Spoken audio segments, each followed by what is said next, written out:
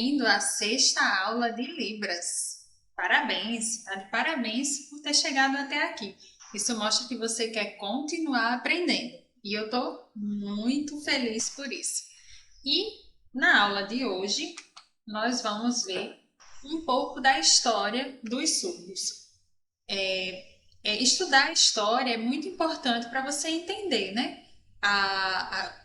Como é que a pessoa surda, qual foi a trajetória, e isso leva a fazer com que a gente entenda determinados comportamentos, determinada maneira de agir, e a gente consegue também ver, né, dentro dessa linha do tempo, o que nós avançamos, o que melhoramos, o que falta melhorar. Então é muito importante você entender um pouquinho da história dos surdos. O sinal de história é o mesmo sinal de lembrar, a mão em V, e você vai fazer o movimento aqui, ó, na têmpora. Geralmente as pessoas raspam assim, ó, mas, ó, o que é que acontece comigo? Então eu faço meio que flutuando aqui, ó. Mas existe também outro sinal de história, com a mão também em V, só que vai fazer assim, ó, esse movimento alternado, história. Então vamos lá. Então, vamos falar um pouquinho sobre a história, principalmente focado na educação dos surdos. Porque a partir do momento que nós pensamos, né, na parte da educação, a gente começa a perceber a maneira como a sociedade em volta via as pessoas surdas. Porque você vai perceber que no decorrer da história, a maneira como a pessoa surda era vista influenciava diretamente na assistência educacional que ela tinha, e isso refletia muito na maneira de vida daquelas pessoas na época. Então é muito importante que a gente entenda como foi, né, que aconteceu. Porque você pode pensar assim, a história dos surdos. Mas os surdos existem da mesma forma que nós existimos, entendeu? No mesmo período, não teve um momento em que o surdo, pá, surgiu, entendeu? Então, assim, é por isso que a gente geralmente foca na parte educacional, porque é como reflete a maneira como a sociedade via aquele grupo de pessoas, né? Como eles viam os surdos.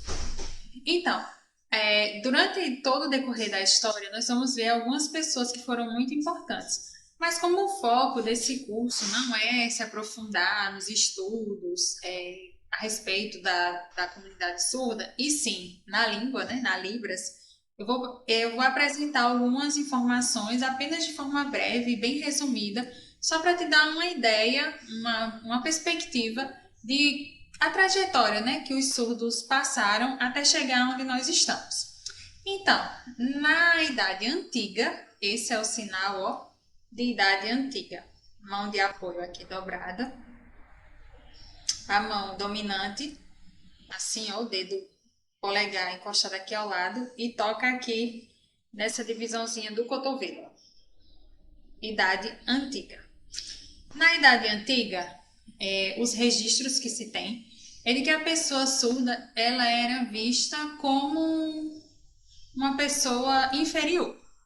Existem até relatos que mostram que um filósofo muito famoso, Aristóteles, esse é o sinal dele, Aristóteles, para ele, né, segundo a percepção na época que ele tinha, ele acreditava que se a pessoa não tinha língua, não tinha uma língua, ela não pensava.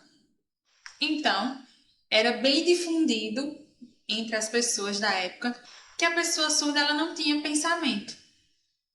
Então, ela não tinha direitos, né? Ela não conseguiria trabalhar, não conseguiria constituir uma família, não conseguiria ser independente, e então elas viviam apartadas da sociedade. Os registros que se tem antes dessa época, na maioria das sociedades, eram que os surdos eles eram vistos dessa forma. E muitos deles eram sacrificados, eram assassinados, pois achavam que de alguma forma era algum castigo de alguma divindade. Mesmo em sociedades em que a pessoa surda ela é considerada uma pessoa abençoada por Deus, digamos assim, como uma ligação, né, entre a terra e o céu, e o humano e o divino. Achavam que por eles não ouvirem, né, e não conseguir se expressar oralmente, então eles tinham uma ligação direta com alguma divindade. Mesmo nessa sociedade, ainda assim eles não tinham direitos como as outras pessoas, direito a estudar, direito a constituir família e assim por diante, trabalhar, né, os direitos civis que qualquer pessoa tem. Então, de certa forma, apesar de eles não serem vistos, né, como pessoas amaldiçoadas, mas mesmo assim a sociedade não tratava da forma correta, né, como um ser humano, como um cidadão. Então, na Idade Antiga, né, existia esse pensamento e durante a Idade Média, esse é o sinal de Idade Média aqui, ó, no meio do braço, pegou? Idade Média. Na Idade Média, esse pensamento continuou prevalecendo, né? De que os surdos eram incapazes, de eles não conseguiam trabalhar, não conseguiam estudar, não conseguiam aprender, e por isso eles não exerciam direitos, não herdavam heranças e por aí vai. Então vejam que eles viviam apartados da sociedade. Mas aí, na Idade Moderna, esse é o sinal de Idade Moderna, na Idade Moderna, começou a haver uma certa mudança. Como vocês podem ver aqui, ó, o médico e filósofo italiano Girolamo Cardano, que viveu nesse período de 1501 a 1576, ele começou a mudar a maneira de pensar daquelas pessoas sobre o surdo e a surdez. Então, ele já começava a refletir que as pessoas surdas não podiam, e para as pessoas surdas não podia ser negado a educação. Parece óbvio, mas na época não era. Então, assim, ele começou a difundir, né, essa ideia de que as pessoas surdas precisavam ter direito à educação e que negar a educação para as pessoas surdas era um crime. Pouco, mas já foi um avanço. Parabéns para você, Girolamo Cardano. Ainda na Idade Moderna, tem na Espanha o monge beneditino Pedro Ponce de León. Esse é o sinal dele, ó. Como se você estivesse colocando um capuz. Pedro Ponce de León. Ele também iniciou estudos de como ensinar as pessoas surdas. Então, ele criou um alfabeto manual, não é igual a esse que a gente tem agora, mas bem parecido, né? E ele já ensinava para as pessoas surdas idiomas, ensinava também física e astronomia. Então, veja que ele já começou a se preocupar com a educação de surdos. Então, ele já traz um grande marco na história das pessoas surdas. Uma evolução, né? Uma figura muito importante é o abade francês Charles Michel de Lespée. Esse é o sinal dele, ó. Faz um L e um sinal. L e um sinal. O sinal dele é esse justamente porque ele começou a usar sinais, né, sinais metódicos, para ensinar as pessoas surdas. Ele é conhecido como o pai dos surdos. Por quê? Porque ele conseguiu fundar a primeira escola pública para surdos, lá na França.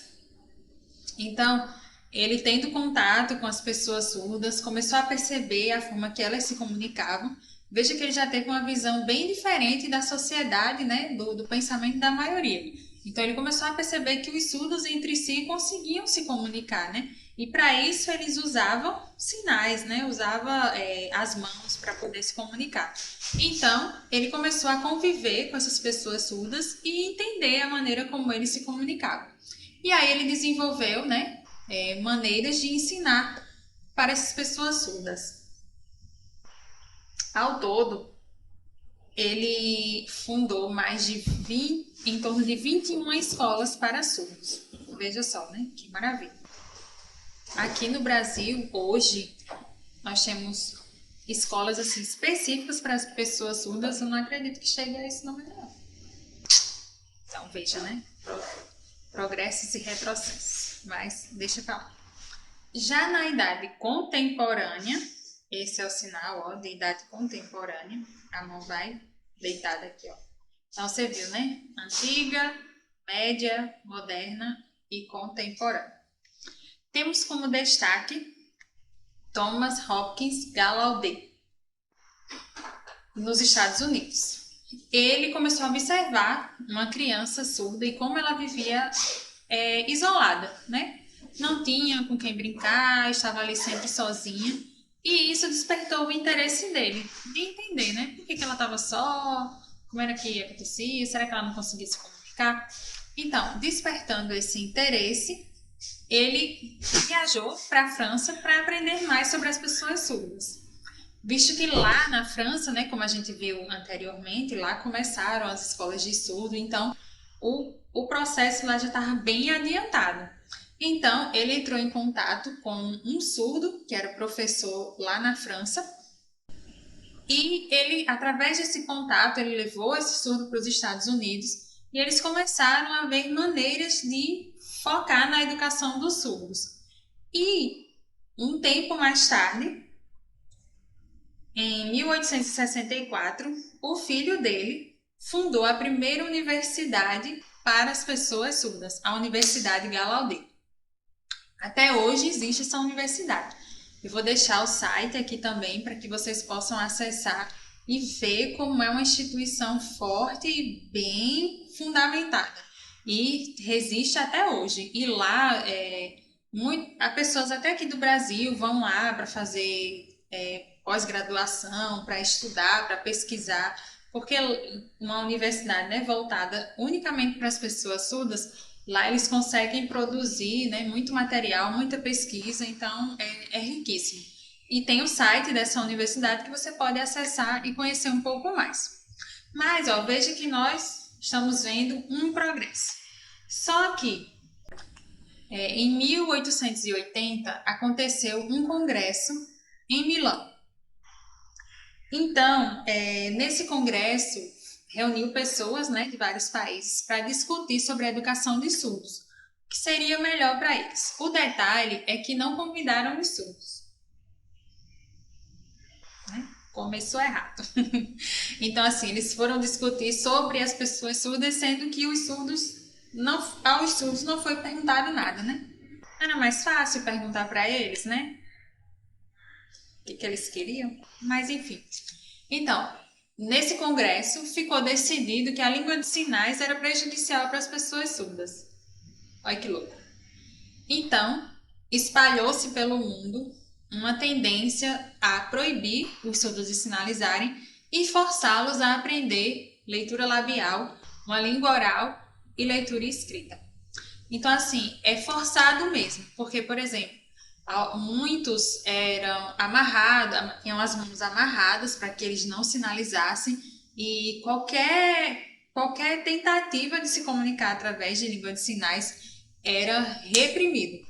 Então, assim, mas vamos pensar um pouco. Se o surdo insistia tanto em falar em língua de sinais, será que não era esse o método mais apropriado que iria conseguir, né? Que combinaria perfeitamente com eles? Não perguntaram a eles, por isso que deu errado. É claro que essa metodologia, que é chamada de oralismo, quando você impõe que a pessoa surda ela aprenda uma língua oral a todo custo, então, e você proíbe, né, que seja usada a língua de sinais, esse método é chamado de oralismo.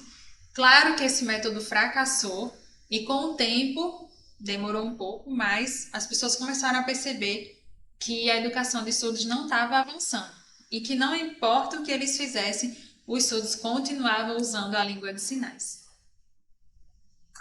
Mas aí temos uma outra personalidade. Na França também, Edouard Rouet, ou Rouet.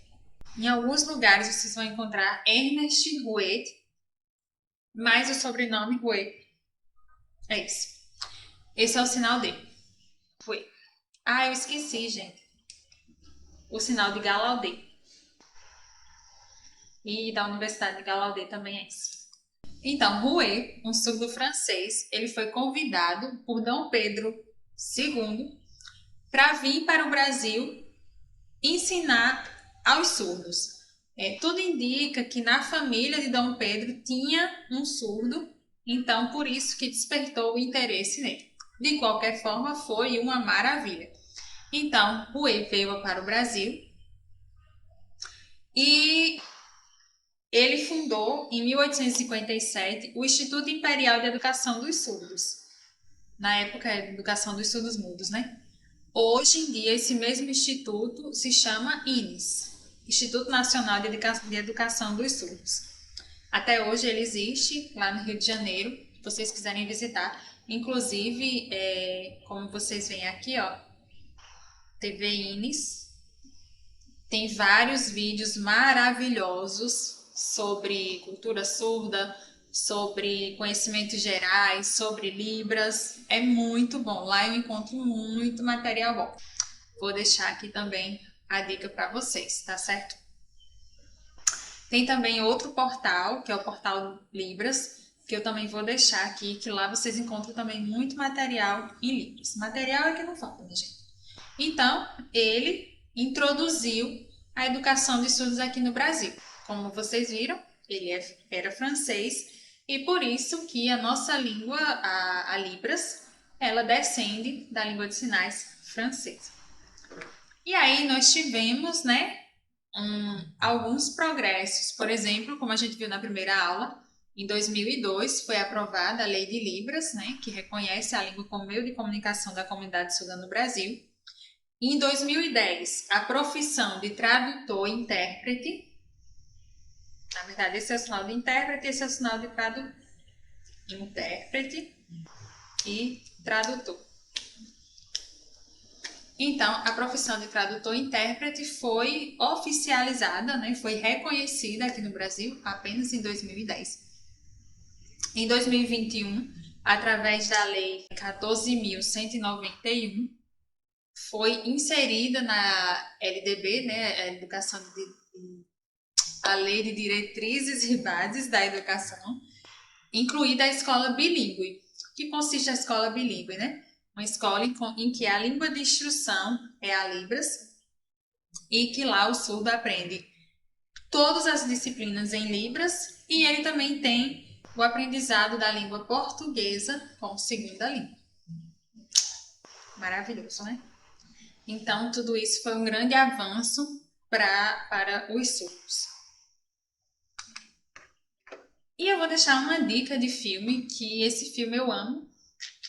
Coraçãozinho. O Milagre de Anne Sullivan. Eu gosto mais dessa versão aqui, de 1962, mas tem uma mais recente. Essa daqui é em preto e branco. Apesar da capa estar colorida. Mas é a versão que eu mais gosto. E aqui fala de uma professora baseada em fatos reais, que ela conseguiu ensinar uma surdo-cega. Isso mesmo, uma pessoa que é surda e é cega também. Esse é o sinal, surdo-cego. E essa professora fez uma grande diferença na vida dela. E a Ellen Keller, que, veja, o milagre de Anne Sullivan é a professora, Ellen Keller é a criança surdo-cega que foi ensinada por ela. E Ellen Keller é um grande marco, uma personalidade muito importante para a comunidade surda, porque ela se desenvolveu, ela conseguiu cursar a faculdade, né? E foi bastante ativa na luta pelos direitos dos surdos. Então vale a pena assistir esse filme, é muito bom. Então vamos revisar?